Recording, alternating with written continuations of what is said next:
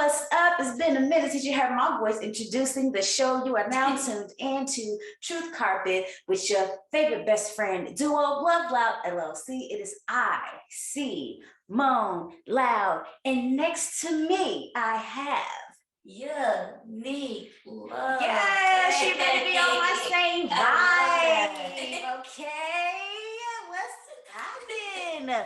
Welcome to another episode. This is officially episode 6. For those of you that have been tuning in for the whole season, thank you. Thank you. And now you are here with another episode. This is your first time listening to our podcast. Thank you for tuning in. Please let us know what you think. Let us know. Okay, after you get through to the end of the episode. But we got to jump into what we usually do when we first. I don't know what I was trying to say. When we first. I don't know what accent that was. When we first start an episode, we got to check on in. How you doing, boo-boo? I am happy, ooh, ooh. Okay, I feel you. Oh, wait a minute now. Ooh. We in the studio. We making music now. Ooh. We in the studio. No, I'm continuing this happiness. I wonder if I have seasonal depression, like because the winter blues and stuff. Yeah. It's just like since this nice weather is coming out, I've been really happy. This past weekend it's been really, really hot. And I was like, whoa, buddy, this is a sneak peek of the summer. Slow down. Okay, I don't need that much sun beaming, but it's, I'm grateful for the nice weather, the rain to cool it all down or whatever. I'm really happy about where I am personally. Because before I was like pressured, not people knowingly do it, but people asking questions of where are you in life and having those personal pressures of like, dang, I should be studying for this, or I should be applying for this, or I should be flying to here and I should be going to there. It's like all those things, but what does Yaya really want? And now I'm sitting in that space of what does Yaya want, and I'm putting a plan for it for myself to do those things in my own timing. Right, and watching it unfold. And watching it unfold, and it feels good. Yeah. We do that like every 3 episodes. But that's why I'm at. I feel good. How about you? I feel good because Hunty, your girl, just came back from a vacay. Yeah. She was chilling on the white sand beaches and blue waters of Aruba. Okay, with the flamingos and the iguanas. Welcome back. Welcome back. Welcome back. Welcome. You see my face? I know, right? Yo, I came back. It was literally raining when the plane landed, and I was like, turn this thing around. I want to go back on vacation. The weather ain't right. Aww. But no, I really did have a great time, and I was feeling very grateful while I was there because it was a reminder to me of like the days I wish that I could afford to go on vacation. Because there were many times where people would ask me to go places, and I'd be like, I can't afford to go. I'd love to go. Yeah. Maybe next time. But yeah, like I'm glad I'm in a place now where I can like see the fruits of my labor and be able to reward myself because I do work very hard and like I do deserve nice things. So just being able to relish in that and just be in the moment. Like I even have been I still meditate, I meditated on the beach one day. I meditated by the pool another day. Yes. Journaled on another day. How serene. Exactly. It was really, really nice. Like just being there. And just reminding myself. I think that was one of the most important things to me, just reminding myself of, yes, I can have nice things. I deserve nice things. And I will continue to reward myself with nice things. Because I am worthy, okay? Yes. But I really did have a wonderful time. I went with my sis Shardea. Hey, girl. It was really nice. The spa was amazing. I literally fell asleep on that table. The lady, I'm pretty sure I snored. The lady tapped me. Like, it's time to go. No.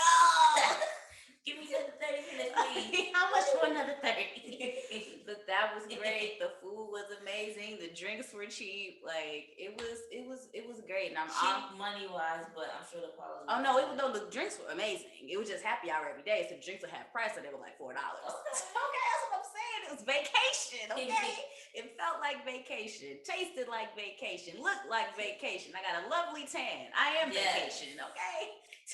Go best friend. And I brought you back something. Oh, did you bring a flamingo? I did. It's in my pocket. For real? I did. You asked me to bring you back a flamingo. It's so cute. Thank you, best friend. Oh my God. I couldn't bring her a physical flamingo. I thought you were joking. So I got her a keychain flamingo. Because she kept posting the flamingos like almost every day, and I'm like, oh, they're so cute. She was like, bring me a flamingo. So I sent her a video when I was like, I was walking trying to away. catch it. Thank you so much. You're welcome. Now you got a flamingo forever. Yes.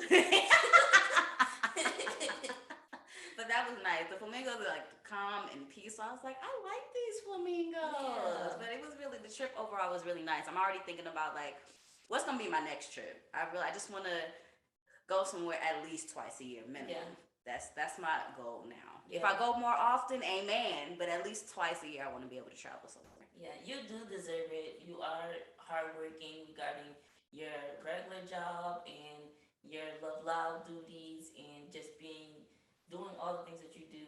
You exert a lot of energy to those things, to your passions, and it's really good to just have some R&R every now and again. So I'm glad that you were able to do that for yourself. Yes, amen. Thank you. So if you've never been, I recommend that you go and take a trip on over to Aruba. Yes. It was beautiful. Yeah, it's really good. Okay. Okay. So we're both in a good space. Yes. It's gonna be a great podcast. Yes. Episode. We're gonna get our minds right on this one. Okay. So with that being said, should I go ahead and run it down? Yes. All right, y'all. Well, on this episode of it's not called LoveLoudd. On this episode of Truth Carpet, hosted by LoveLoudd LLC, we are going to be in our icebreaker discussing what our greatest phobia is, and then heading on over into Suite 223 with a very special poetry guest by the name of Nadir Ali, who's going to be spitting some poetic fire for us today. I can't wait for y'all to hear and meet this poet. First time on our podcast. So exciting. Then we're heading over into our hot topic segment with Dr. Ronald Love. We are going to be discussing mental health and how it affects others, friends, families, co-workers, possibly with undiagnosed mental health concerns that we may have. Yes. Then after that, we're heading on over into our dorm story segment to share a few scenarios of others who suffer from mental health issues and how they handle them in their everyday lives, whether it's through medication, therapists, etc. Then, of course, as you know, we're heading over into the community news at the end of the show. So stay tuned through all the way to the end so you can find out some things that you need to know, because if you don't, you won't know. Okay? So you can't tell us that we didn't tell you because you wasn't there. You got to tune in. Her. I do. You did good. Okay. So we can go to the icebreaker. Let's go. Let go.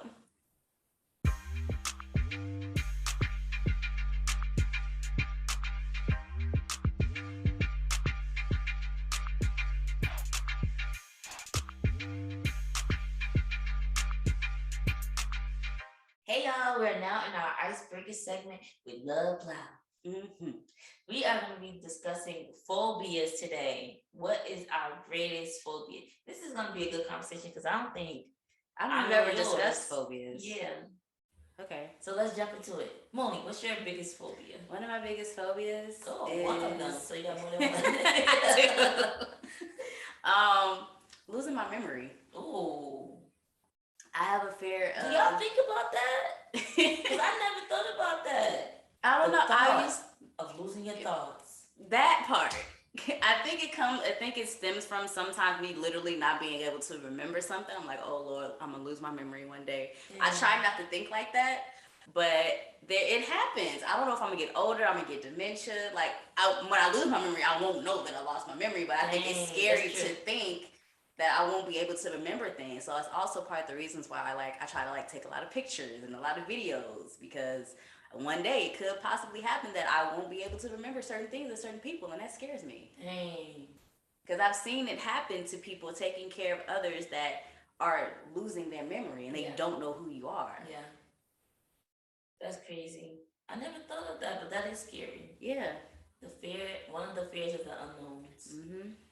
It's not to say that it will happen, but you literally don't know. Right. But I love how you said that you like to take pictures and basically snaps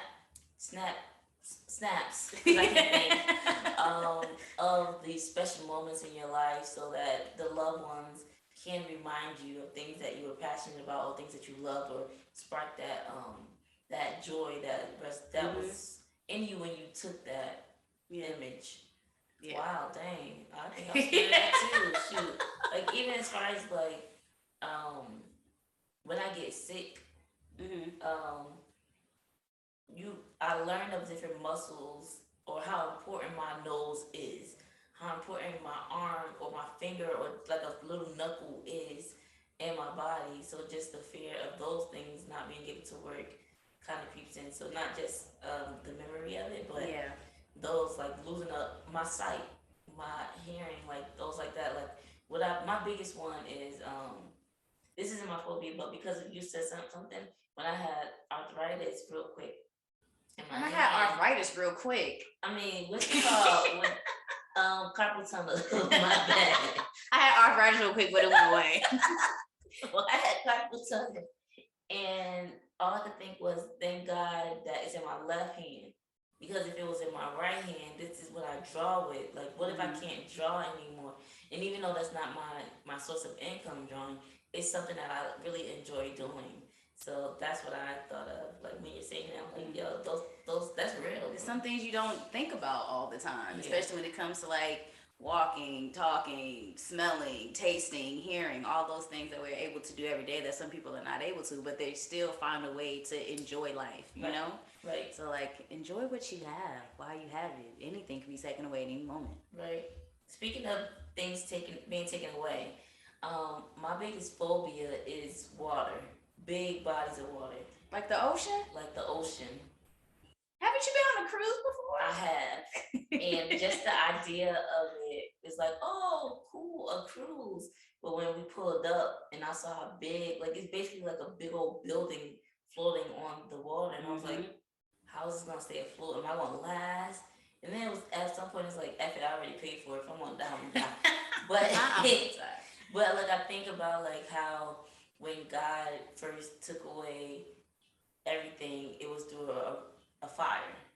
Now I think we went through COVID. I think that was a way of not wedding people away, but clearing us up, like a wake up call kind of situation before I bring up the flood, because I think the flood is next. Right. COVID was a form of the plague. Right, and I cannot swim. So I've been through situations where people have tried to teach me how to swim.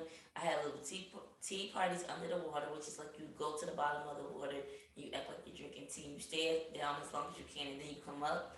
I've kicked my feet on the side of the pool. I've jumped off of a diving board. Ooh, I haven't even done that. Things like that to try to help me get over my fear, but it's more so water. When the water splashes in my face, I just freak. And I hold my breath to a point that I can't breathe, opposed to just relaxing. I get so anxious. I don't know why. I cannot swim. But aside from being able to swim, I just get freaked out about losing myself in water because I can't fight the water back. It's more than the physical thing, it's in my mind. Yeah. So my biggest phobia is a body of water. Yes, I'll go to the beach. Yes, I'll go to the pool party.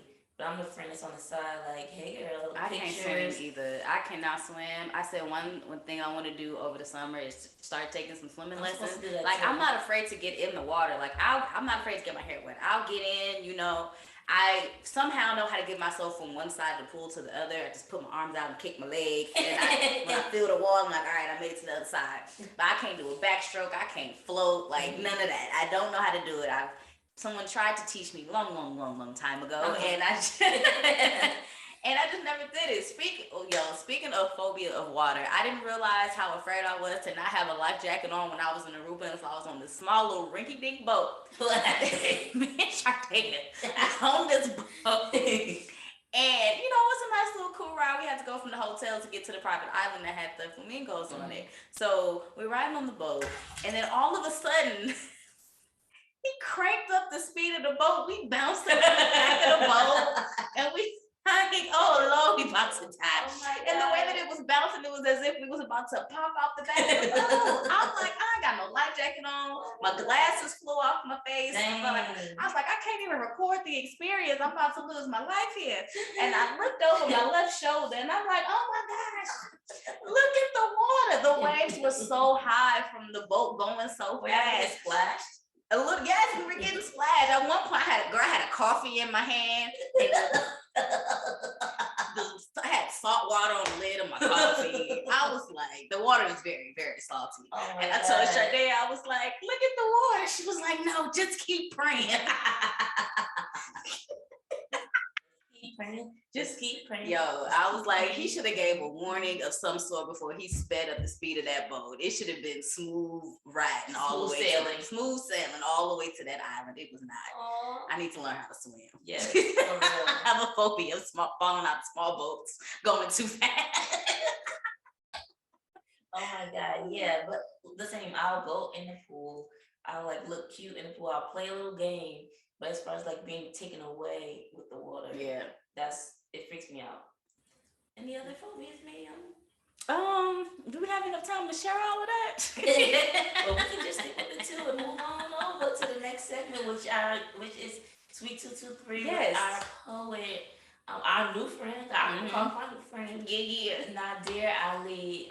You're gonna love this segment, so stay tuned, y'all. Here you go.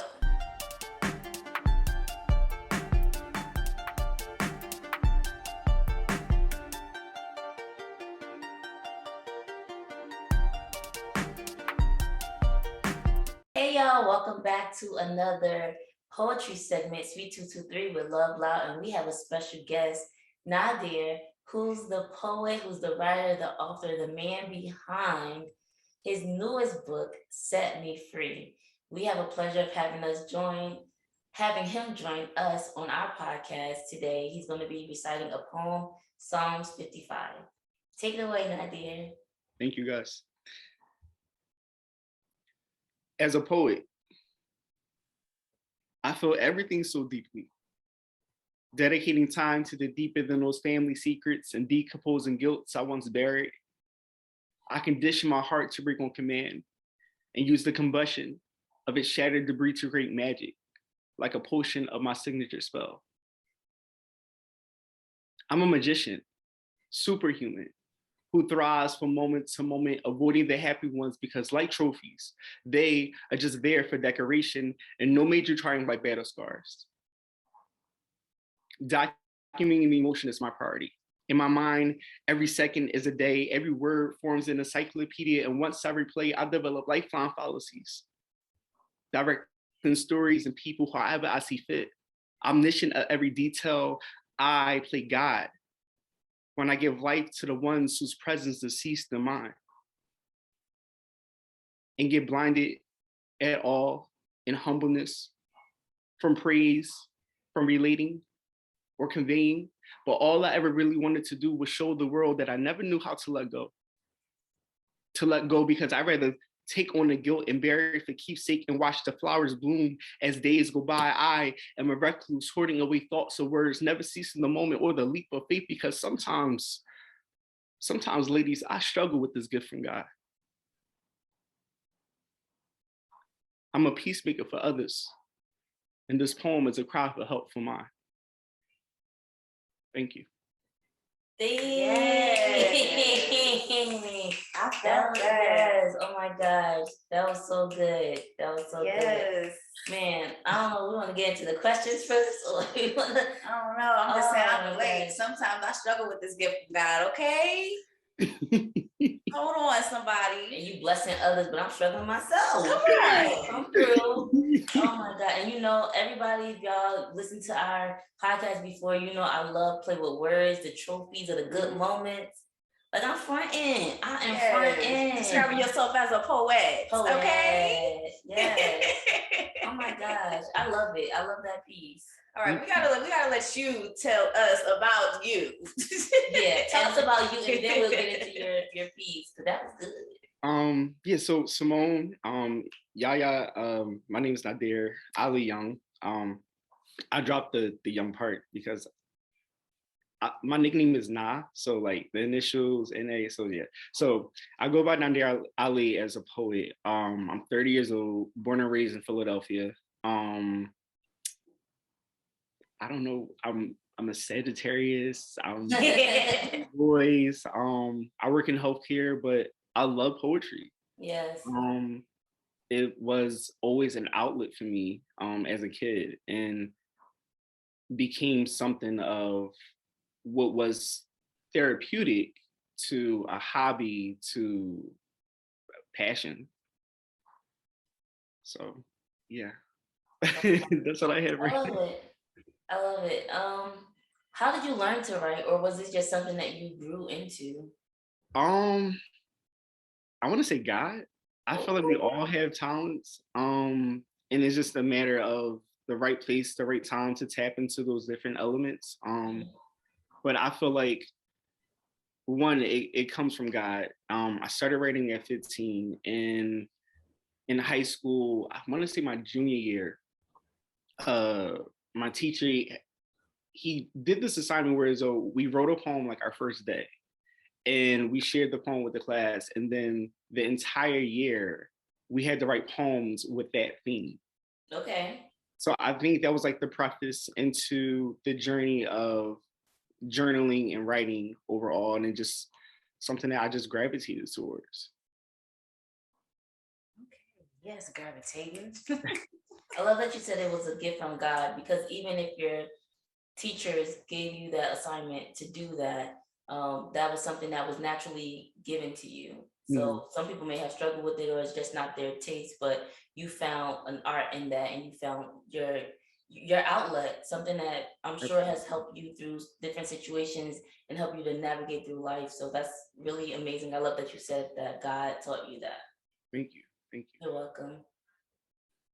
So can we get into the piece? Yes. Can we talk about Psalm 55? Yes. I love it. I love it. Yes, I want to start with the inspiration behind.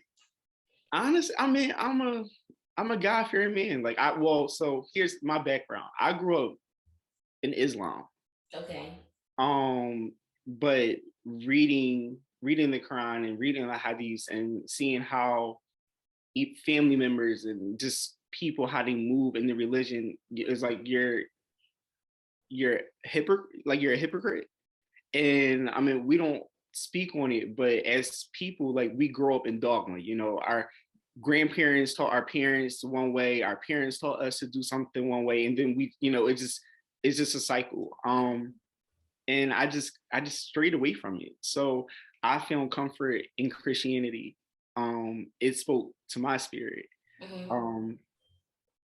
And helped me heal in certain ways. So I started to pick up the Bible and read it, and Psalms 55. Looking back on it, I can't recall what it was about, but reading that scripture brought me some peace and tranquility. And we go through these phases where we're transitioning, we're losing people or gaining people in our lives and whatnot. And I was going through a season where people were leaving my life. And the scripture gave comfort to me, but I just realized, okay, if you have to go this way and we have to sever ties, it is what it is. I'm not going to beg someone to stay in my life. Yes. I'm not going to fight for someone that doesn't want to be here, and I'm not going to have an internal conflict within myself, battling why are these things happening. So that's what kind of led to the piece. Yes. It does lead to Yeah. things. When you let things flow, when you let things go that are weighing you down, you don't need it no more. Yes. It brings off. you peace. For real. So the way that you wrote this poem, I pay attention to wordplay all the time, and that's what like draws me into poems a lot of times, especially when it has a message and it's telling a story. So Yes. is this your go-to form, or do you have different styles that you typically play with? I try to switch it up. Okay. Because I want to keep the reader or the audience on their toes. I like what kept me interested in poetry was like slam poetry, you know, like people battling each other. And I mean, it's just a whole bunch of wordplay. So it's just like, I wanted to do that, but I know that I'm not like a rapper.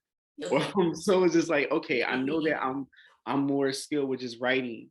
But how can I make it dynamic? How can I seem a little bit perplexed, not just one way or like monotone or like, okay, like I want to keep you interested and surprised. So that's what I tried to do with the book. Not all the poems are written the same way. In like the format or the length of them. Like we had some pretty lengthy ones, but I try to keep it interesting. That's good. And I'm glad that you trickled in the book, because that was my next question. What inspired you to put your book together? Because a lot of us, and some people may be listening now, just have poems in our note section in our phone or in journals in our closet or things like that. So what inspired you to actually bind your books and put them out there for people to be able to read themselves? To be honest, yeah, it was something I always wanted to do. Like, it's weird. Oh my gosh. I don't want to make it like spiritually driven, but like, you know, let it flow. Let it flow. It is what it is. Yes, we here to be honest. Truth carpet. Like, I mean, you remember like being a kid and growing up and your parents asking, your people asking you, what do you want to be when you grow up? Yes. It wasn't, for me, it wasn't being a cop, a president, a doctor, or engineer. I wanted, to be honest, like, I wanted to be a martyr. Okay. If I can sacrifice my life to get rid of hatred or poverty in the world, that's what I wanted to do. My dream was to be monumental. But with poetry, it's timeless. It's boundless. Anyone can relate to it. You can write, like, I'm pretty sure you written something 10 years ago and you read it today, and one of your friends be like, damn. Like, like, oh, like, it is what it is. But like, that's the beauty of poetry. Like, it transcends time. Yes. Timeless. And when I'm no longer here, this and any other thing that I create, but I knew that I wanted to create something and leave it here, like the Beyonce song, I was here. Like, I want something to be left, some kind of legacy in a sense. Say come on, legacy. Yes. I love it. See, you have to tell us the truth, and we got it. We got it. The truth will what? Set you free. Oh wow, this is my first podcast. I'm so nervous. No, we love it. You don't seem nervous at all. Right. We love and appreciate it. Where can we get the book? So right now it's on Amazon. It's on Amazon. The cover. The cover too. Thank you. Yo. So I was talking to one of my homies, and he has this dope art. The guy who did the cover art, his name is Von Don _art. VON _ART. He's an amazing artist from New Orleans, and he lives in Texas. And we literally, like, I was like, yo, like, I really like your art. I'm making a book and I would like for you to do the cover art. And we set up a phone call. He was like, he was like, I thought this would be like a FaceTime interaction. I was like, okay, sure. So it was like a 5-minute phone call that turned into an hour-long FaceTime like consultation. Yeah. I shared 3 poems with him. He was like, yo, I really want to do justice by this, yada, yada, yada. And I was just like, I don't know what I want, but I know when I hold my first book in my hand, it's going to be like a pinkish, purplish kind of thing. And I knew that I wanted a bird cage and a bird leaving, because the whole overall theme of the book is deliverance. Going through things and then you coming out of it and you breaking free from it. So it was a wonderful process. Like, you ever like work with the artist and they exceed your expectations? I was just blown away. So yeah, I mean the cover art is crazy. I would love to make a website. But you know, I need to make more content like you guys. Like you guys have tons of content, and so maybe a year, like, you know, building myself up, and then have some content where it's just more than just me selling a book online. Yeah. Gotcha. Absolutely. Come on, goals. Yes, I love it. Where can the people find you if they want to follow you on Instagram or anywhere? Yeah, so I have Instagram. It's Nadi_Ali. So NADDI_ALI_. Yes. Oh, okay. And then also, I know you had an event for your book signing and, you know, speaking to people about that. But do you do engagements, or are you looking forward to doing any engagements? Right now I just do like open mics in Philly. I would love to do a college tour. One of my professors from Westchester, she teaches at Lincoln now. And she was like, yeah, you know, in the upcoming year, I would love for you to come on campus. And I'm like, sure, why not? So yeah, college tours would be great. That'll be dope. But definitely, like, when I go to visit different cities, I definitely want to try out their open mic night scene. Like, I'm going to New York in a couple weeks to see my cousin, and they have a spot called New Yorican, like how in DC, how they got like busboy and poets. Yeah, so just checking out the poetry scene and just, you know, building the following that way. Yes, do that. You're gonna get your following. Yes. Thank you have any other questions, Monie? I would like to know, in regards to creating your book, like, what was the process like in like choosing the pieces that encompasses your baby?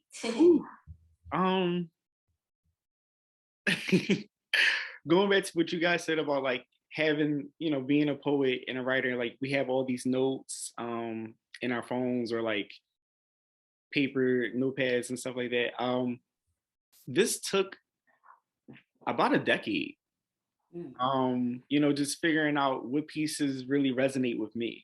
And then transcribing them all into one document, and then having that over the years, like, you know, is it ready? Is it ready? Is it ready? But just having the time to like sit and contemplate, and being immobile due to, you know, COVID in the past couple of years, for the past 2 years, it was just the right time to release it. So I had a document of all these different poems for over a decade, and I just pick and choose which ones were my favorite, deleted them. And then Amazon has this easy process. You just, if you have an account, like, you can make not a separate account, but they have like their KDP publishing, Kindle Direct. I think it's Kindle Direct Publishing. Whereas all you have to do is just upload your manuscript or your Word document, and they'll just put it all together. Oh, nice. Oh, wow. Yeah. So they made it very easy and very simple. I mean, they give you the free ISBN number on the back. So, you know, it's like the social security number for the book. So yes, it was legit now. But yeah. Got it at your ISBN. Well, congratulations. Thank you, guys. Composing your work of art. Can't wait to get a copy for myself. Yes. I need y'all book too. Okay. So Absolutely. I'm gonna make that purchase today. I saw your link tree and I was like, okay, cool. So I have to buy it. Yes, absolutely. Come on, exchanging of the poetry. For Okay. real. We're definitely gonna order your book as well, and hopefully we're here when you come to New York so we can go to the poetry open mic together. Yeah, that'd be dope, for real. Yeah. I'm here for it. Yes. Well, it was an absolute pleasure having you on our podcast today. Yes, so excited. You did an amazing job. Right. Nerves and all, you did great. Yes. Mind you, I mean, like, I know this, like, y'all do this, like, professionally. I'm just like, I can't make a mistake. Although, yeah, so. It's okay. I make mistakes. Right, Make mistakes. all the We're time. human all the time. Yes. So you guys are in New York. Yes. Okay, cool. I thought y'all were in Atlanta. So we met in Atlanta. Right. Yes, and then she's in New York. I'm in Jersey. We switched. Oh, bet. Yeah. All right, we ain't that far from each other. Yeah, that's what we saying. Hey, come on. So we will see you soon. Right. Yes, Yeah. definitely. I'm excited about this. Me too.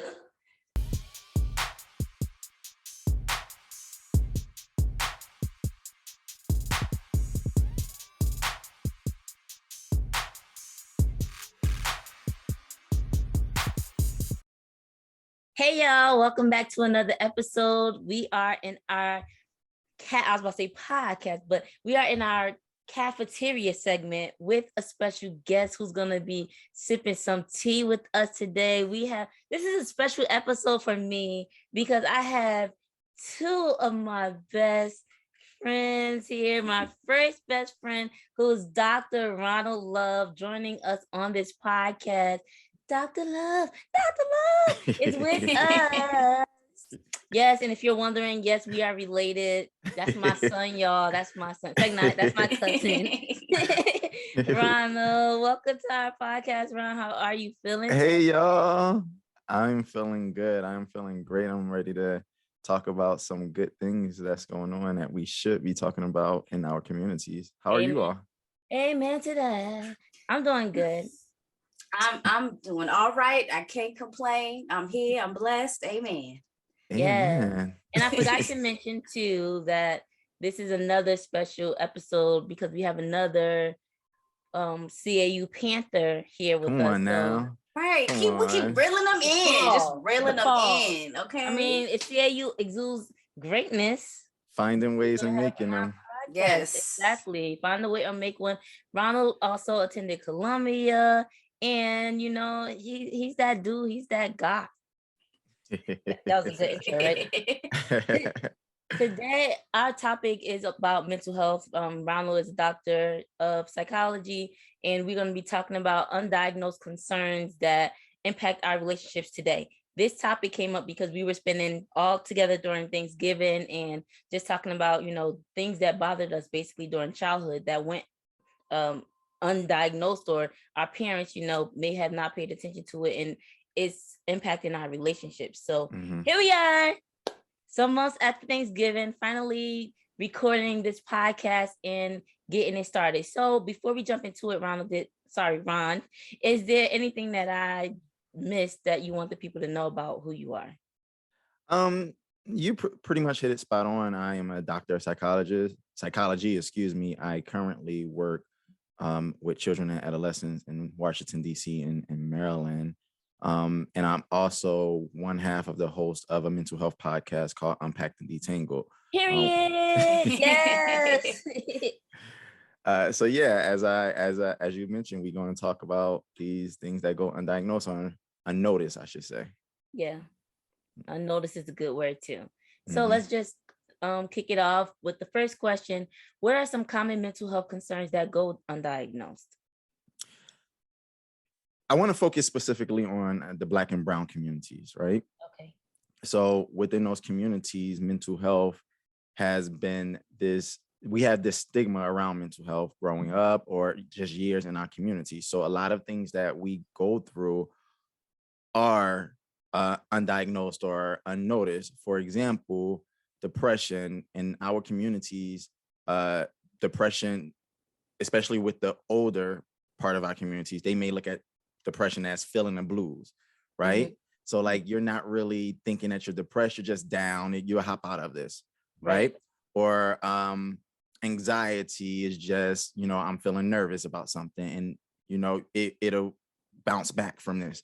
So a lot of those issues that we have in our communities, depression, anxiety, some serious things like bipolar disorder, those things go undiagnosed in our communities because a lot of us in the community don't typically seek out mental health. If you get what I'm saying. Yeah. We don't seek out that mental health help. We look at it as a weakness. The first thing we'll do is go to church and we'll pray it away, or we'll try to talk to somebody else. Or like, for example, with kids, particularly acting out, everybody look at that as bad parenting, or the kids don't know, don't have any manners. But acting out is a form of I would say, externalizing behaviors that can signal that child is going through something internally. They may be depressed, they may have anxiety, they may be experiencing some I'll say chemical imbalance in the brain that's causing them to do certain behaviors or act in certain ways. So we always label these things other things in our communities, which can cause us to continue to live life having issues that are unnoticed or undiagnosed. Yeah. Right. Especially when it comes to children, because I've noticed oftentimes, I work in education, I've been working in education for a while, and just noticing when a child is acting a certain way, but not fully understanding, like, okay, well, why are they acting like this? Is it something at home, or is it truly because of something that happened in the classroom? And being able to talk to that child and truly understand what's going on with their life outside of these walls, and then giving them the space to be comfortable enough to want to speak about, you know, things that are causing them to act the way that they are, and helping them figure out what's going on. Right. I think it could be a little bit of both, of something that's going on at home or something that's going on in the classroom, right? In terms of at home, a lot of times with children and students particularly, they act out in the school because they're trying to express or trying to get somebody's attention that I'm not okay, right? Something's not okay. With specifically things that's going on in a school, it can be other thing like being bullied. But a lot of times in a school or even at home, there's triggers, and something triggered these behaviors. Something started these behaviors, and it's good to pay attention to that. So what you'll see is when a student have a problem, if you're working in a school setting or in a setting with kids, when a child or adolescent have an issue, if it's going on particularly at home, then the behaviors might be ongoing. You know, it might be, it's always like ongoing in the schools, or it might get really intense at one moment. And you want to look for those changes in behaviors. If it's going on at school, you want to look at their interpersonal like relationships. How are they interacting with their peers? Did a peer say something to them, or are they really isolated in school? Typically, when there's mental health things or situations in the home as well, you want to pay attention to like how's their eating, looking at their body. Are they isolating themselves and not talking about it? A lot of times when kids have problems at school, they're quick to talk about who did what at the school, what teacher said something to them, what student did something to them. But when it's coming from the home, especially in our communities, a lot of times you're not going to, like, what happens in the home stays in the home. So you're not going to really put your parents' business out there unless you have somebody that you really trust at school, that you know is not going to tell your parent. Right. And I love the way that you're going now, because that's transitioning us to the second question that I have, which is, why do you think these things go undiagnosed? And we're talking about these people, right? So a lot of times you already hit it on a nail with what happens in the home stays in the home. And then also too with the older generation saying it's just the blues, or they're just shy, or like whatever reason, opposed to going to seek help other places. But aside from that, do you think there's any other reason of how these things, or why these things go diagnosed? A big thing I will say, and I'm going to throw a little curveball in here too at you, is so I want to talk about how sometimes you may have problems in our communities, right? And you may seek out that help, rightfully so, but you're being misdiagnosed as well. So we have undiagnosed, and now we have misdiagnosed.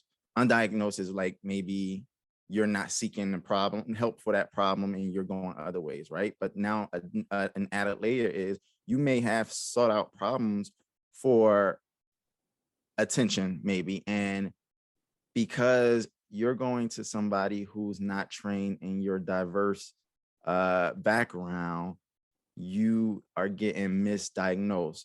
Black Yeah. people are highly diagnosed with schizophrenia when it's not necessarily schizophrenia. It is one, cultural things that we go through in our community, and two, maybe bipolar disorder, where like which seems is less severe than schizophrenia, but is more manageable. Schizophrenia, for people who don't understand, is a severe mental disorder, and some of the symptoms of that is hallucinations and delusions. So hallucinations, seeing things, hearing voices, specifically within certain cultures, especially if you're big in a church setting, in a Black church setting, you may talk to the spirits, you may catch the Holy Ghost. And for people who don't understand these cultures, looking into the culture, you may think that this is a normal based off the white, majority culture. So those things can go diagnosed because you don't have representation. So now we have people who are being misdiagnosed, and then we have our culture who's aren't seeking treatment for these things because of how our culture is, but also because there's a mistrust in healthcare from our culture. So all these components leading up to why we're struggling with our own mental health, and we're not really seeking it. And now we don't know what's going on. And by the time we know what's going on, it may be too late, right? Another factor too, suicide, right? And this is just taking a little toll, but suicide in our community is looked at as a weakness, right? In a Black culture, if you're suicide, you're weak. If you committed suicide, are you really Black? Because did you have the strength to be strong and make it through, life? If you're in a Black church, suicide is looked at as a sin. You commit suicide, you're going to hell. So for somebody who may be thinking of suicide, may be really depressed, they might be afraid to really express this to other and seek help, because now they're looked at as weak, or being sinful. So those are components of things that contribute to why we have undiagnosed or misdiagnosed factors in mental health in our communities. I wish I had the round of applause audio to be like, yeah, like to give you a round of applause, because you brought up some great points. And while you were speaking, I thought of some things. As far as the DSM, there's a lot of diagnoses that are in there that have to be diagnosed by a certain age. And if they're not diagnosed by that age, a toddler, young adolescent, like things like that, then you miss that chance for that opening space for that child to be, for that person to be diagnosed with certain things. And then the other thing that I'm thinking too, as far as our society and our culture, a lot of things happened when I was younger that in my head I would think, dang, am I crazy? There's something wrong with me that I wouldn't want to say out loud. So as far as like when people say, oh, she be talking to herself, she crazy. So I'd be like, dang, well, sometimes I talk to myself, like, or I hear things in my head, not thinking it's me internalizing things or not really understanding as a kid. So I like hold those things to myself. Or you hear like grown-ups talking or whatever, and you hear about a psych ward and things, and people being wrapped up and can't do stuff, and that's a crazy house. So I'm like, I don't want nobody to think that about me, so I'm not going to tell my parents or anybody of what I'm going through or what I'm experiencing or feeling, because I don't want to be perceived as that crazy person. Now, as an adult, if you know me, I'm into psychology and therapy too. I've been in a psych ward and I've seen how it is, and it's not how it looks, or nowhere close of how it was televised on TV. So like it was crazy, because as an adult, I was like, dang, I wish I would have said something, because one, somebody could have corrected me and said, yeah, it's like I hear things too, or I talk to myself too, like as an adult, like when we normalize it. But then too, if there was something wrong, then I would have had some kind of support if I needed that as a child. So that too, like, of hearsay and putting your ear to the window, to the door of what adults are saying, we internalize that and say, oh dang, I don't want to be deemed as that. Even as adults, oh, I ain't crazy. Like some clients say, I ain't crazy. I don't need no individual therapist or blah, blah, blah. So it's like, Right. you're not going to go get the help because of the perception of what our community look at. Right. You Mm. mentioned a few things that has struck me. And one, as kids, when we're told things and we're watching things on TV, we're sort of, like you say, we're learning this. So as adults, and mainly really the a huge part of therapy as an adult is unlearning all of Mm, those things that you've been through or that Unlearn. you have to unlearn those things and sort of raise a new person up, raise yeah. yourself up as an adult with new views and healthy skills that you did. And then one more thing, just to take it back about like undiagnosed or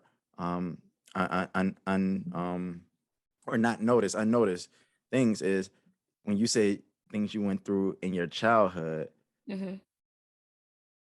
trauma comes in all shapes and sizes, and no one is safe from this, right? Yo. As us coming from, so I'm from an urban area. I'm from Newark. I don't know, like Simone, and I know you're from Oakland. Yes, I Mhm. am. Okay. I'm from the same household as Ron. Right. So like I know in our household growing up, we've seen some things, not even in the household, but in those communities. Mm. You see things and you witness things as a kid that may impact what you're going through as an adult, right? So like, have you ever noticed like when you're in certain neighborhoods, you're always like just really focused, zone, like paying a close attention to your surroundings. Yeah.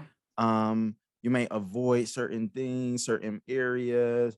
You may Tuck get your jewelry. scared. Mm-hmm. Yeah, those are like us as Black people living in these communities are experiencing what we call community trauma, community violence, and that builds up into your life, and you're starting to be affected by that and not realizing that certain things that you went through or experienced or witnessed as a kid is also affecting your mental health. So trauma, we hear this word going around a lot, but and when we think of trauma or PTSD, we often think of you didn't go to war or you wasn't Okay, yes. necessarily shot Mm-hmm. at yourself, but you being exposed to trauma, to violence, of any form can also impact your mental health. So now you're wondering like, why do I react like this to that? Or why do I feel that way about that? Or why does this scare me? It's because you may have had that experience as a kid, or you may have worked with people or heard stories about their experiences, and now it's affecting you. So like, Mm. it's important that you realize these things and sort of seek out ways to release those traumas or release or deal with those mental health issues that may be there. Yo, I'm so And glad you brought that up because as y'all were speaking, I literally kept thinking like misdiagnosed community. And I'm like, I feel like a lot of people that I grew up around was suffering from some form of PTSD from the trauma that they suffered from within the community, whether it was had to deal with gun violence, drugs, whatever fighting that they saw, walking down the Mhm. street and seeing a dead body or something like that. Like there's just so Mhm. many different things that occurred in childhood that children should not have seen, Right. and they're probably suffering from something. They hear a sound and they jump, or they walking around somewhere constantly checking their bag, but Right. constantly checking their bag. That's normal to them. But is it normal though? Like, is should it you? okay to live like that? Is it normal? And to answer that Good question, question. I would ask you that if I go into a suburban neighborhood where there's not much violence, they're mostly financially stable. The schools are good. The schools um, do not have metal detectors to get in and out of. Is what's normal? Is that the normal? Is like, are they experiencing these same type of traumas? And Mm, the answer would be no, they're not really experiencing these things, and they don't know what we're experiencing on the opposite end, which isn't normal. Right. mm-hmm. We're already placed at a disadvantage from the day we were born than they are, and we're going to experience a lot more of those community traumas and community violence, which are going to impact us later on than a lot of the majority race in this country will.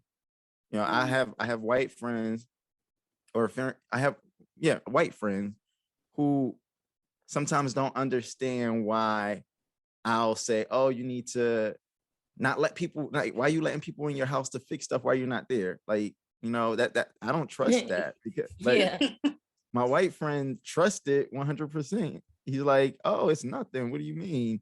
Or Mhm. like, if he say, oh, I should report that I saw somebody breaking into somebody's car. I took pictures. I should send the pictures to the police, right? I'm like, That was a no, you big mind your part. business. Like, right. So those are different factors that our separate lives had impacted us separately. So Mhm. yeah, I agree. Like, it's not normal. It's not normal, Simone. Like It's those not. experiences. Yeah.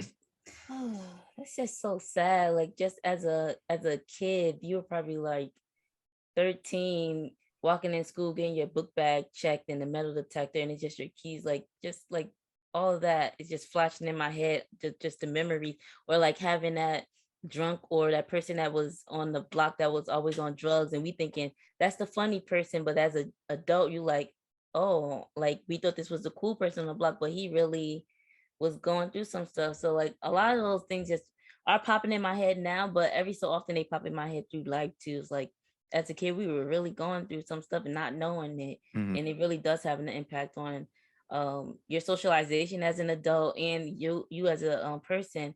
But my next question is, how do you know? Like, because you like if this is the way that we grew up, and like a lot of people that's in our circles grew up typically the same way. Like if you came from an urban environment, typically your circle is the same, especially if you never left that hood that you came from. So how do you know? How does a person know that they should go and seek professional assistance or to speak with anybody? Because you can also, if you're a child, you can get help from your pediatrician too. Um, and then if they need more assistance, then they can direct you to a psychiatrist or psychologist. But Mhm. back to the question, how do you know? A lot of times we don't know, right? If we're not coming out of those spaces and those communities, and if we're here all our lives and we're not really learning and people aren't telling us, then we're stuck in that setting. Usually a lot of times when we do know, it's because we see other people who are healthy. We see other ways that life can go. We're reading, we're learning. The more educated we get, I think for us, our generation and up, we're still struggling. I would say not even our generation, our parents' generation and the grandparents' generation, So baby right? boomers and up, I mean, and younger.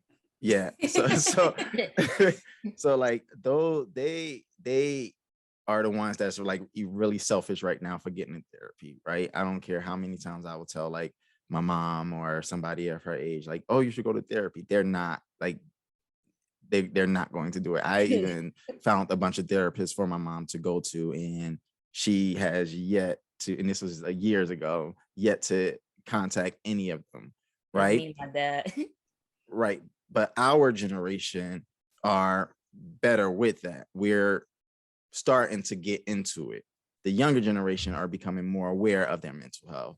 They're because of the social media, because they're more um, involved in different things in life. So Mhm. how do we know? We don't necessarily until somebody like a friend, a family member, a loved one tell us that this is something that you need to do. This is something you need to check out if that's what you want to do. Yeah. Usually when you have mental health issues, undiagnosed or diagnosed, they're impacting your relationships with other people. So if you see that impact the relationships with other people, then you might say, maybe I'll go to therapy to work on my relationship problems. And a lot of times when people start therapy, they don't come for the real reason that they need to be there. It's something that brought them there, a breakup, a job symptom. Family member said I should seek out therapy, and they get there and now everything is unraveling. So that's Yeah. how you know. You typically, if something's really impacting your day-to-day relationships, your day-to-day job, your life, then you should have something going on in your head. Maybe I should seek help for this. Maybe I should go and just talk to somebody and realize what's going on in my life. Yeah, those are good points. Or what about like maybe if you notice a pattern, like like it's always me in every situation, at every job that I get, it seems like I'm having a problem, or every relationship that I have, it seemed like this specific thing, like communication, is always the problem. Or when I'm always losing my friends, and Yeah. it seems like the same thing is always a problem. So maybe realizing a pattern in yourself could be a telltale sign of that you may look for an outside source to figure out what's going on or Yeah, when why these things are happening. you're the common denominator in all of the problems you're having. So something must be wrong with you. And that just goes back to, this is interrupting something in my life. So if you're constantly having a bunch of breakups and it's around the same reason, then that means, okay, I need to go talk to somebody. Or you're constantly having the same problems at work. You got fired from the last 3 jobs for the same reason. What's going on with me that I need to go and check this out? Why am I keep getting this done this way? Right. Yeah. You can't, or if you have that woe is me. But Right. yeah, that woe is me all the time. Everything is, you're always the victim in everything. Maybe just go talk to somebody about being a victim, and then that therapist that you're talking to will help you realize that maybe you aren't the victim. Maybe you are the perpetrator. Hey, Yeah. that's a real thing, y'all. Yeah. Okay, so now that those questions are out of the way, I want to know, because we talked about childhood and the trauma and all those things, how do you think that those mental health concerns are impacting us today, our relationships with ourselves and our relationship with others? You can choose which route you want to answer. I'll start with others. I think as I mentioned a few questions ago, that when you have severe mental health problems, or not even severe, when you have unaddressed mental health problems or undiagnosed mental health problems, it will impact how you have relationships with other people. For example, you may be having more difficulties getting along with your supervisor and your coworkers because you have some issues. Maybe you're depressed, and now you're thinking negative about everybody around you. Have you ever seen a depressed person who you try to bring them out of depression, but it's always something deeper than what it is, or they have like a negative response to your positive response? Oh yes. You know, you'd be like, just keep your head up, friend. I'm like, I can't keep my head up because it feels broken. Or if I have my head up, I'm gonna have a crook in my neck. So like, it's always something. So with depression, you typically start to isolate yourself from people, right? A lot of times with anxiety, you probably make other people around you feel anxious, right? When it's certain things, say somebody has a personality disorders, and those are often undiagnosed, because a lot of times people do not know they have personality disorder unless they have some severe relationship problems. And that's a big piece of it. When you have like a personality disorder, you have problems with relationships.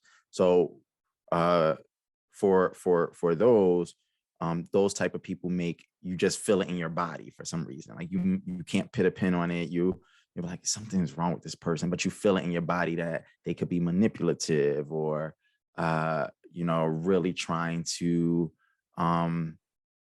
either avoid all relationships, or trying to attach to you because it's for their mental health, or they trying to manipulate you by saying they're going to kill themselves, but not really wanting to kill themselves. They just want that attention from you.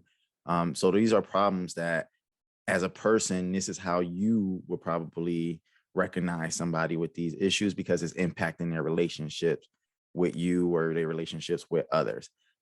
In terms of their relationships with themselves, somebody with, back to depression, somebody with depression would think negative about themselves.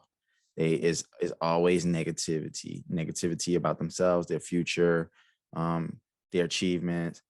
Somebody with anxiety, you would feel it usually in your body. Anxiety is one of those ones you will really feel it in your body, or if you pay attention to your thoughts, it's like obsessive thoughts over things.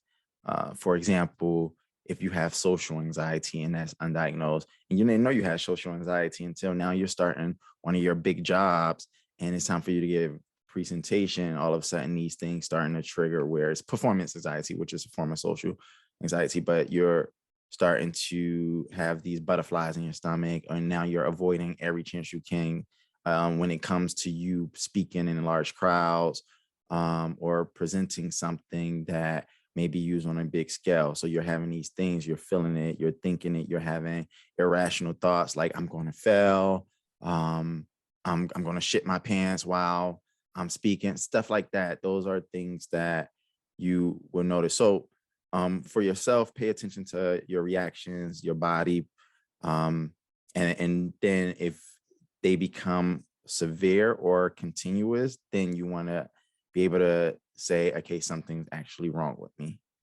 You know, Yeah. a big thing about like paying attention to your body. And I know you both know a little bit about like hypochondriac. Quiet. So like a lot of times when people who we used to consider hypochondriac is now like somatic symptom disorder in today's DSM, but those symptoms that you was feeling may not been, they could have been, but most of the time they were exacerbated by your anxiety or different things that you're thinking, or maybe some feelings that you're having. And now you hear that, Mom? receiving You hear that, Mom? and now you're having these somatic symptoms. So that would, like, if you don't know about these things or not educated, you won't know that this could be a mental illness, or you're going around with some undiagnosed issue. But the thing that you should do is pay attention to yourself, because now your relationship with yourself is starting to get impacted, because now you're overthinking things, and you may be overly concerned about this thing, where it can be something else, or you may not be getting the help about something that you may be stressed about, and now is impacting your physical health, and now you're really sick, but doctors don't know what's going on with you, but it's a mental issue. That's another thing. They go to the doctors about one thing and they can't find anything that's going on, and then the doctor may suggest, well, have you tried seeing a psychologist or a therapist, because I don't see anything here, so maybe whatever is going on, that stress that you're having or something else, could be impacting what you're feeling physically. Yo, that is so real. I promise. Just myself, just last week, I just knew I was sick. I knew I was coming down with a cold. Something just had to be wrong. Took a COVID test twice. It was negative. I was like, is it because it's spring? Is it my allergies? But I went home over the weekend, had so much rest, and I was like, I was just stressed out. It was just a very long week of like constantly running and doing things. And my body was telling me, girl, you need to slow down. You need to lay down. You need to go to sleep. Yeah. And I ended up taking a nap that I didn't even know I needed. And slept for the majority of the day. And I was like, wow, now I feel great. Those body aches I was having, they aren't there anymore. I was stressed out. I love how you said pay attention. Oh, sorry. Go ahead. I love how you said pay attention to the patterns that you have going on with yourself. And with me, while you were speaking, it reminded me of when I came to Maryland last year. So self-disclosure, I just realized that in my dating life, that every time something went wrong with the guy, whether like if we didn't work out, I would just snap back to my childhood and snap back to like when my dad, like things not working out with my dad, and meaning like my parents separated, and then I no longer had my dad like as the primary person in my life.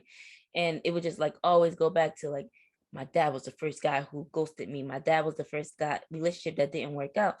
So I went down to the DMV area, and lo and behold, that's where Ron lives. So I went to go see him prior to, and was just like preparing myself for a meeting with my dad, because I figured maybe I'll like work on that and fix my quote unquote, what the Black community calls daddy issues, like start to work on those things.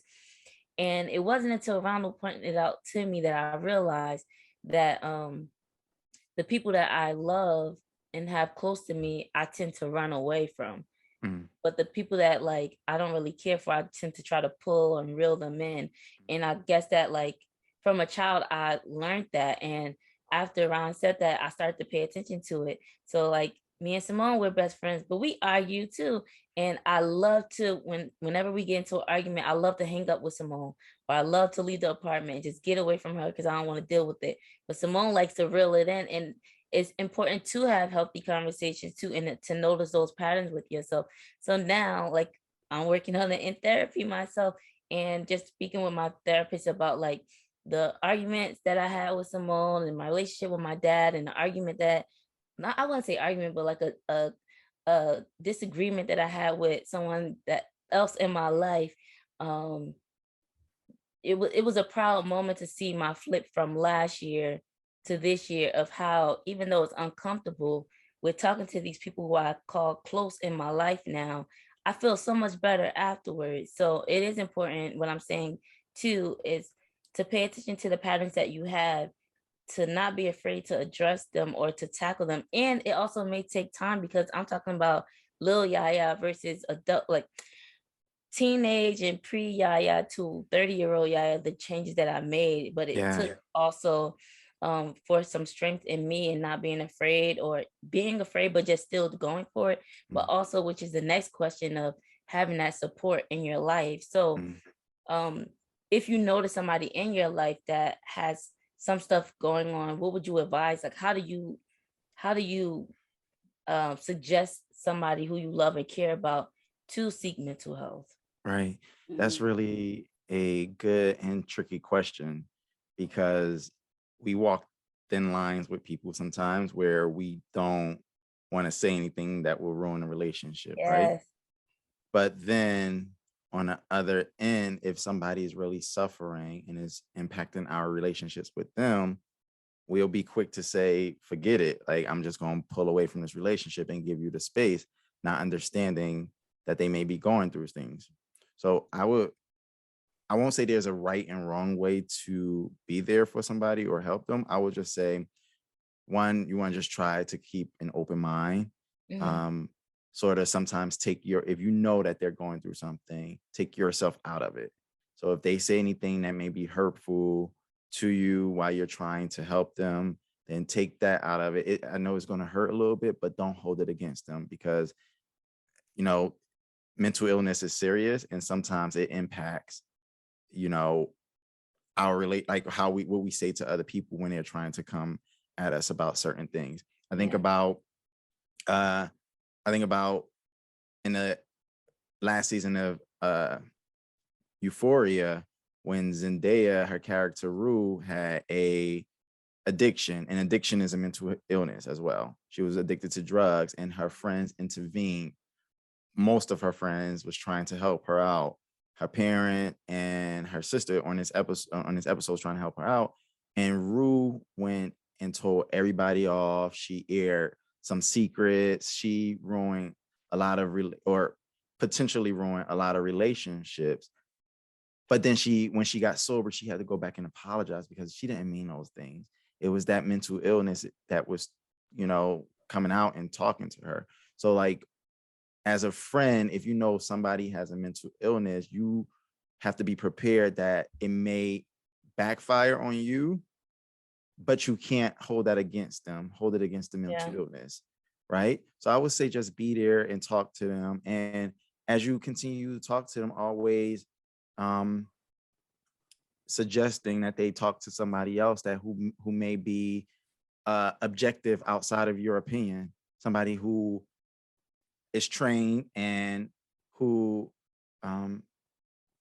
cannot judge them or will not judge them about those things. Because as a friend, you're also going to be subjective and you're going to have your opinion. And when you give that advice to your friends, it's coming out of a place that you are emotionally involved in this situation as well. So you can't separate yourself from their situation. So always encouraging friends to talk to somebody about it. Now, also, we also have to know that going to therapy isn't everybody's thing. It might not work for everybody, right? So if you see that your friend is going through something, you may want to suggest alternative forms of help. That may be working out, doing something self-care wise that can help. Really, it might not take away fully what's going on with them, but it will give them some skills that they can use, that if my mental health get to an elevated point, I can utilize this skill to at least bring it back down and learn how to live with it. So those are things that you can do, because you can't force nobody to change. You can't force nobody to go to therapy, but you can sort of plant seeds there that will give them skills and tools to help them get through. So maybe doing activities together that will enhance their self-care skills. Maybe setting an example for yourself, like showing them, like guiding them through it, or showing them that you're doing it and you're taking care of your own mental health. So if you're in therapy, just say things like, oh yeah, it's this funny thing my therapist said to me, or my therapist helped me with something like this. Maybe you should be, but don't necessarily accuse them of having mental health issues. Don't be, blaming them for anything. Be more of helping them, be empathetic towards them. Yeah. I've definitely been in a situation where I've noticed someone started to act different, and not necessarily how people say, they're growing to become a better person and like doing all these other things. It was more so like you're doing things that's damaging your life. Right. And me seeing that and wanting to, not really knowing how to really say something, like I know if I say something, they're going to be combative with me and tell me how they live in their life. So I also had to learn within that situation, I can only say so much, and it's up to them to seek the help that they need, because I had to keep my mental health in mind also. Exactly. In regards to I can't do everything. As much as I would want to help them, I can only help them to a certain extent, and then at a certain point I had to fall back and let them figure out what they truly wanted to do with their life. Right. I agree. You the number one thing you should also just go into and realize is your mental health is way more important than anything else for you. Yeah. So you can be around people who may be struggling, but if that's bringing your mental health down and you feel it going down, then you have to take care of yourself at that point. And don't be afraid to. Right. If that means putting yourself first and stepping away from certain situations, you have to protect your mental health. So that's something that you have to do. You shouldn't feel bad about that. So, as much as you want to help somebody else in their own mental health and their own struggles, you can do that, but you can do that in a healthy way, in a healthy manner that protects your mental health. Yeah. Absolutely. Yeah. Wow. While Ron was speaking, it made me think of when I first started therapy. First time I ever went was at CAU as a student, because I was like, I'm gonna be a therapist. So I want to see how it is to be in the opposite seat, or how this thing works. But it wasn't until maybe grad school, or like my second year grad school, that it became comfortable to say, oh, I got an appointment for therapy or something like that. It was just like, I got something to do, or I got a meeting, but like I wouldn't want to say that I was going to therapy because I didn't want to be viewed as something's wrong with me. Right. Same thing as far as like the coping skills, journaling, going for a walk, listening to doing yoga, like things like that too. It's not, I feel like those things aren't normal in our community. So it does help. Like what helped me with being comfortable with saying that I'm going to therapy wasn't the fact that I was in a graduate program to, study what I study, but because other people started to say that they had therapy sessions, or the conversation like with millennials was like, going to seek help and things like that. And then will help too with the coping mechanism, yoga, like all those things.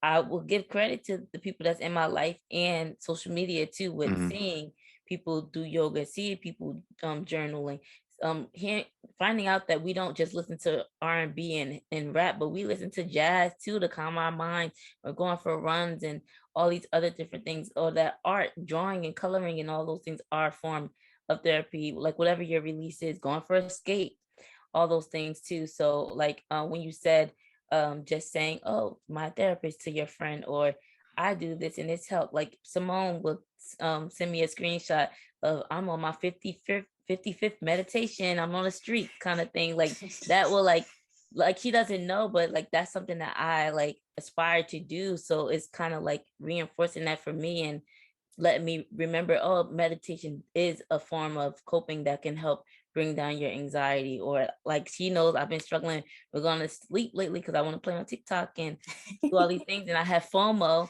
But the other night I listened to I think I use the Calm app because my job pays for us to have the Calm app. So make sure you use your benefits, guys, if you have jobs that pay for these things.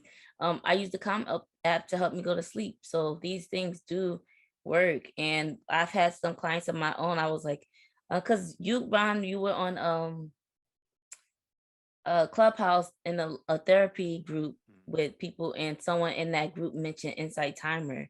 So I use that for my clients, like, hey, download Insight Timer, and it really helps. So there's a lot of things, like Ron said, if therapy, quote unquote, is not for you, or maybe you don't have the resources, you can't pay out of pocket, your insurance doesn't have it, you don't have the access to get to one, or maybe you don't have a laptop to sit on video conference with somebody. You can, a lot of people have smartphones, so you can try those type of things to help you, or get a notebook and journal, or whatever it is that you want to do. Exactly. Just utilize those different resources. It in terms of like self-care and certain mental health skills, it doesn't take long periods of time of days to do this. You can do this in under a minute. I even suggest sometimes taking a minute out of your day just to do deep breaths and like feeling it in the stomach and releasing it, because a lot of times, a lot of those issues and stress and things that we are dealing with is stored right here in our body and our gut, right? And normally when we're breathing, we're just breathing from the chest. So if you're taking a deep breath, you want to make sure you're inhaling it, let your stomach expand all the way out, and then exhaling it like you're blowing a candle and letting all the air out, and do that a couple of times. And you'll notice within a few seconds of that you feel, a little less tense or calm. So that's something simple that you can do just without even spending any money. That's free. Yes. Yes, it is. Yeah. Wow, that was amazing. I'm like, oh my gosh, when we start recording, can you just send it to me immediately so I can watch that? Because I'm thinking about so many people that I want to share the podcast with. I'm just so happy that we did this. Monie, do you have any other questions you want to ask? I actually don't. I really love this conversation. It actually went some directions that I honestly didn't expect. So I really appreciate this whole conversation. It was great. Right. And thank you all for providing or using your platform to talk and spread some mental health awareness. It's very important that we as Black people begin to educate ourselves and then educate others to get rid of this stigma about mental health. So I thank you all for that. And thank you for having me on. For sure. It is our pleasure. Right. But before you go, you cannot leave Truth Carpet without letting the people know where they can find you. Let them know. Of course. You all can follow me on Instagram at dr.ronlove, or you can follow my podcast and tune into us at Unpack and Detangle on Instagram, and then Unpack and Detangle on your favorite podcasting platform. Period. There you and have make sure it. you subscribe to this podcast. Ron, I love your podcast. It was really good. Except for when you said that you wish that you could dance. I was like, Ron, come on now. you used to choreograph our dances. But I really enjoy your podcast. So for our listeners or people that's viewing, oh, thank you. I do. Make sure you tap into Ron's podcast. He has really great topics. And I'm looking forward to hearing more content from you and your co-host. I look forward to having you on my podcast soon. Yeah, can't wait. Y'all in these random songs though. That's how we do. That's just what we do. That's our regular life. Right. But for sure, thanks, Ron, so much. It was a pleasure having you. And until next time, we out of here.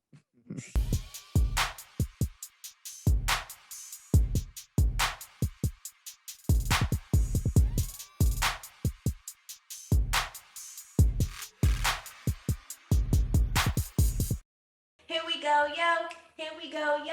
So what's the scenario? In today's Dorm Story segment, we are going to be sharing mental health stories From makeitokay.org. On this website, there are several different stories shared by people that have mental health issues and how they deal with them. So within each article, it asks to share the stigma experience, how they overcome the experience, and helping others by sharing a brief positive message. So we're going to go through those 3 segments. I'm going to share a story, and then Yaya is going to share a story. Yes. All right, so here we go. This is Explorer's story, and the title is We All Need Help at Times, and There's No Shame in That. Divorced, ADD, trauma, depression, and in the mental health profession. Stayed away from my career for 10 plus years because what did I have to offer? Isolated, marginally functioning. My only energy went to my kids. Losing hope. I reached out to family, friends, professionals, a divorce lawyer, and dug my way out of the hole I'd been in. Again, kids have always been my number 1 priority, and I finally believed that I wasn't doing them a favor by sacrificing myself. We all need help at times, and there's no shame in that. We all make mistakes, and we don't have to live in a self-imposed prison. We can decide to make little changes that build ourselves up, giving us hope that it really can get better. Well, that's a good story because that person, what they were going through took a toll on them for a decade, that they had to put a pause on everything that they were living. And so a lot of times when people are going through things, I'm adding this, it may not be true. That person may have felt like I don't have anything to live for. If you can say, I'm leaving my job, forget this, forget that, but the only thing that's keeping me alive right now are my kids. They're my only hope. They're the joy that I have in my life. So thank God for that person's children. But I'm glad that they were able to recognize that there was something that, I don't want to say something wrong, because I do believe that everybody has a mental health diagnosis, but that they were going through something that they felt was too powerful to live the day-to-day life, and that they were able to, point it out and do something about it with no shame. Right. And I like how they said that you don't have to be in a self-imposed prison. Like, it can feel that way sometimes. Like, Yes. How am I going to get out of this? Like, you just have to find what works for you, who you can reach out to, what you can do for yourself as far as, R&R and just finding ways to continue moving forward. Like, what is your reason? Why are you still here? What can you do for yourself to help give yourself a better life? What can you do to make it okay? What can you do to make it okay? Yes. Because I have been through it myself, where it's just been times I'm just like, I don't know how I'm going to get through.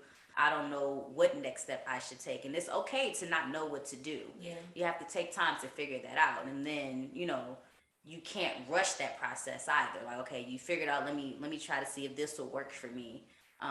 You just have to go through the steps of feeling it. You're not going to be able to go through without feeling anything. It's gonna be hard sometimes. Yeah.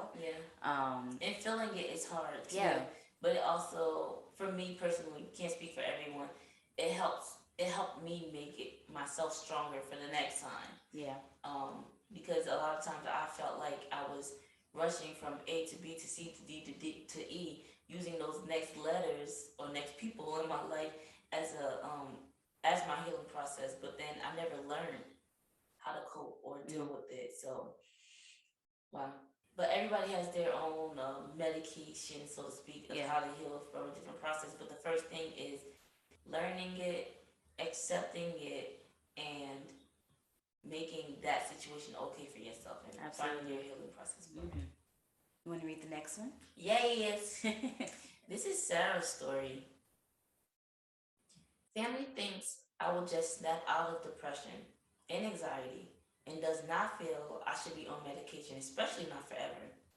Also, the thought of going to therapy not only paralyzes me, just knowing I would have to tell someone I was going through something and that my family would find out.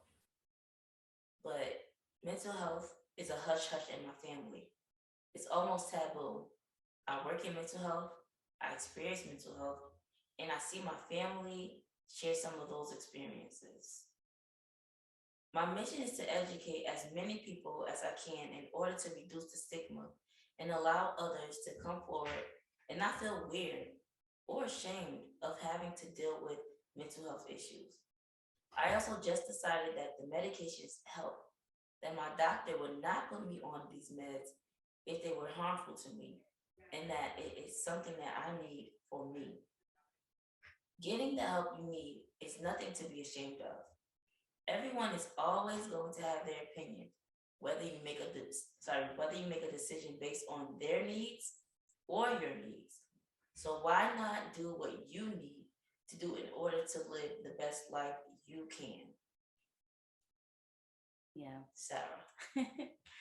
I like that one too. I think it's also a reminder that where she said like people are gonna always have their opinion. Yeah. But at the end of the day, what's your opinion for you? Mm-hmm.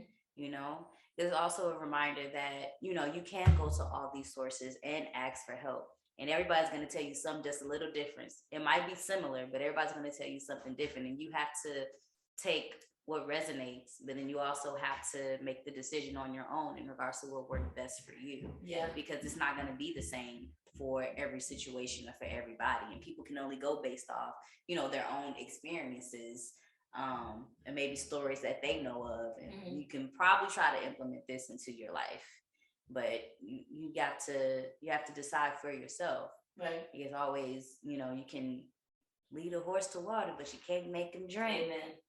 You know? Yeah. I just think what you said was good, and also what she said is just, it goes for itself. I'm just gonna be repeating what both of y'all said. I think that was really good. But we went through this website, and they had so many different stories with so many different people who had so many different experiences and diagnoses. And we want to let you know that if you have some time or are interested, you can follow the website to check out the other people's stories. And just help to normalize these experiences so that you or the people that you love won't have to go through these things. Or if you're going through them, you can find a way out. Right. Makeitokay.org. I think sometimes too, people don't take mental illness serious. Yeah. Like people have told me sometimes, like, you worry too much. But did you ever think to find out why I'm worrying so much? Right. Like if I why don't you worry enough?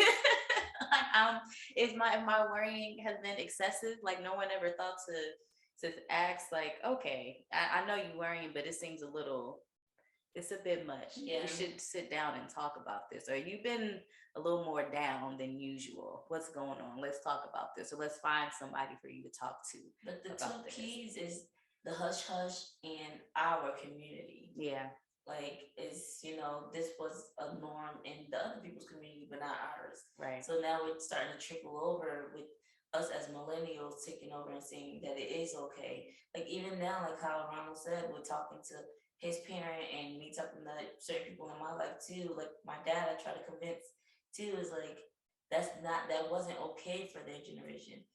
Someone else I know, I think they're Jamaican. They were like, oh, that's not okay for my parents. Not going at all. Like I don't know, but my parent, I don't even talk about therapy to my parent because it's like a no, it's not okay. So just like turning over generational norms in so many different cultures. But the first step is starting with yourself. Exactly. And not being too conscious or too concerned about what other people have to say, because like you said and like she said, at the end of the day, like I think I'm not a twin. I came in this world by myself. I'm gonna leave by myself. She's sort of a twin.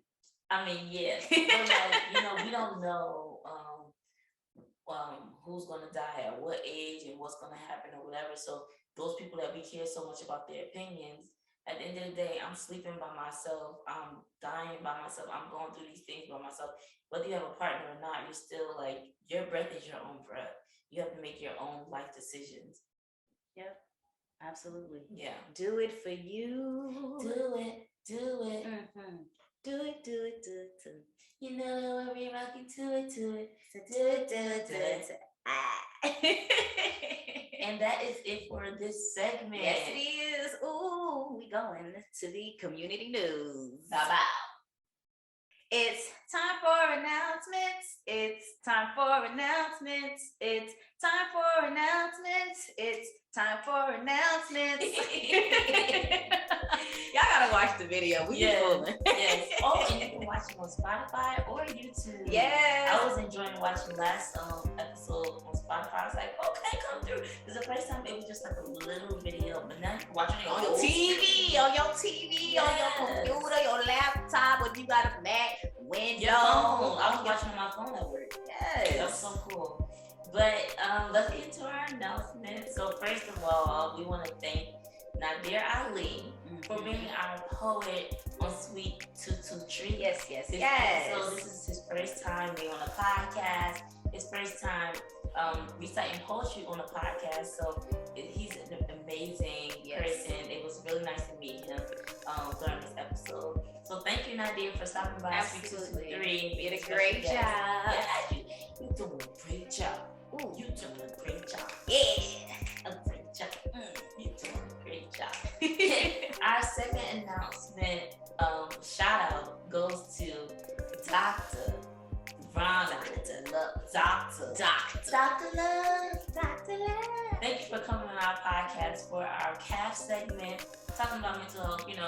You know, we thank you because there are different podcasts that have things about mental health and, you know, they talk about mental health or whatever, but how much do you see Black men, Black doctors speaking about mental health to our community? Not much. So all that you are doing is really appreciated. I love your podcast, and we thank you for bringing your knowledge and your pointers to our podcast too. So if you are listening, make sure that you take a minute to follow his podcast. We're going to put the link down below in our bio so that you guys can follow his podcast. Make sure you subscribe and support him as well. So we're grateful for both the Black men who stepped onto our podcast, our platform today, to share with you all. Yes, and then coming up next in the announcement segment, it is our April question of the month. April may almost be over, but you still have time to answer.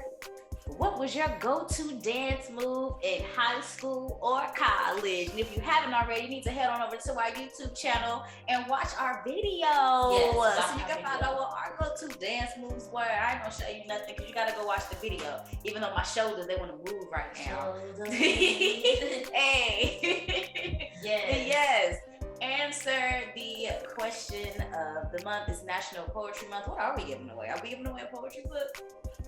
Honestly, y'all, I wish I remember what we were giving away, but we're giving away something. So go to our Instagram page and find that out. Exactly. Or watch our question of our video. Yes. And find that out. See, you gotta go to the YouTube channel. You can't get all the info from here. We got content, baby. You gotta go watch. Support us. Yes. Like, comment, and subscribe. Yeah. Speaking of our website, you did say website. I did. A second ago. We do have merch. We have t-shirts, sweatshirts, because it gets chilly. It gets chilly at night. Yay. Yes, and we have books, of course. We have a mug. We have so many things. Yes. So check out our website, www.loveloud.com, and see what we have to offer. We're always, trying to keep on our toes. We're coming up with new. I say with new. We should come up with some come up with some more content for you all. So thank you to those who did support us. Yes. We've had so many orders coming in. And I'm grateful. Yes. I'm grateful. Come on. So keep it coming, keep it going, keep it flowing. Yes, and if you enjoy us, our podcast, our website, our books, our merch, whatever it is about Love Loud that you enjoy. Yeah. Tell a friend to tell a friend to tell a friend. Okay? Like our Instagram page, our YouTube channel, our podcast on Spotify, or wherever you listen, whatever podcast platform you listen on, please share with others that you think will enjoy us as well. And we thank you for tuning in and being here with us. If you've already bought our merch, listen to our podcast, watch our YouTube channel, run our numbers up real quick, things like that. we thank you. We are grateful. We are appreciative. And if there are things that you would like to see or add to the content that we already share, let us know. What's missing that you want LoveLoudd LLC to do? Or some questions that you want us to answer, okay? Let us know.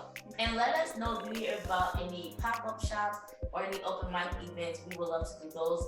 We had a pleasure, the best time ever, going to do our first pop-up shop in Brooklyn earlier this month. It was an amazing time. We got a chance to network with other people. It was so great for our friends who did come by our table and show us some love. And people we don't know who you might be watching us right now because you subscribe to our YouTube channel. Thank you so much for meeting us in person. And like we said, we look forward to more pop-up shops. That was our first one together. It was so much fun, y'all. When we say it was fun, finally like doing it together. Like I've always had fun doing, vending anyway, getting to meet people, talking about our products. But finally being able to do it together and being here, like this is the person I've been talking about all of these years. I'll have to point at a picture. Right, I'm like, this is my best friend. She's in Jersey. Right. No, we both right here on the East Coast, making it do what it do, meeting people, being able to share our story of how we met and who we are in person is really, really dope. And people love our energy, so we've been told. Okay, so y'all, next time what time we doing, y'all gotta come out and see what that energy about. Okay, you only get a little taste. You only get a little taste when you're looking at us on the channel. Okay, you gotta come see us in person. Yeah, that was so good. But yeah, I'm excited for our first open mic event, so that's gonna be dope too. So yeah, stay tuned. Follow us on Instagram so that you can be in the know and see where we're gonna be, etc., etc., etc. We will give you the deeds. And speaking of open mics, it's still April, which means it is still National Poetry Month, which means you can get the book bundle on the website, Volume 1, Volume 2, and even throwing in our self-love journal. The book bundle is back. You can get all 3 books for a wonderful total of $42. That's a wonderful total. It is a wonderful total, okay? So yes, please go to the website. The sale will be over at the end of the month. You don't want to miss out. And I think that's all we have for you today. Yes. Thank you so much for watching another episode of LoveLoudd's Truth Carpet. Yes, it was a pleasure, and we will see you in 2 weeks. Yes, we'll see you in 2 weeks. Yes, stay black. Stay proud.